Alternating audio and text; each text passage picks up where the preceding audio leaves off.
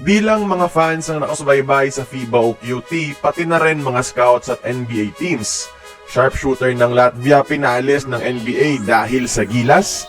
Ano nga ba talaga ang nangyari? Pero bago natin pag-usapan, palike naman ang ating video bilang suporta.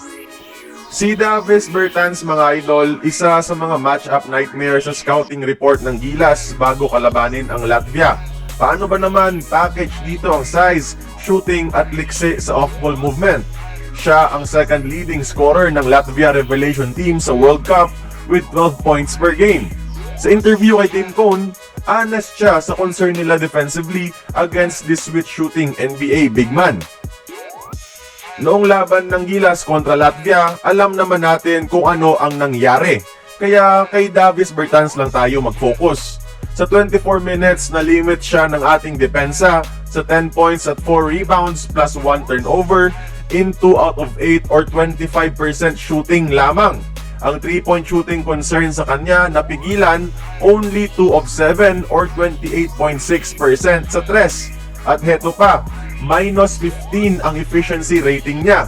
Second worst sa buong laro. Ibig sabihin, kapag nasa loob siya, 15 points ang lugi nila sa Gilas. On top of that, di rin siya makabuelo dahil sa higpit ng ating depensa. In short, di siya nagmukhang NBA player. Well scouted ng ating koponan. And shortly after, in-announce ng Charlotte Hornets na winave at kinat na nila sa roster itong si Davis Bertans.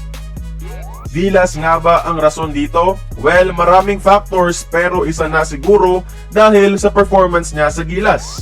He was expected to stand out sa laban and yet he failed to deliver. Napahiya pa sila sa kanilang home court. Di hamak na Asian team lang tayo tapos di pa nakabuelo ang isang NBA player. Na-outperform pa siya ng mga non-NBA guys na sina Justin Brownlee, Kai Soto at Dwight Ramos. Again, isa to sa mga factor possibly. Pero ang main factor talaga sa pagkat sa kanya ng Hornets ay dahil sa kanyang contract situation.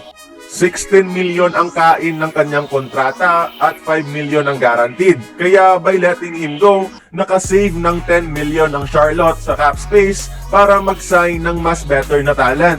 Pero still, isa pa rin si Bertans sa mga serviceable stretch big sa liga.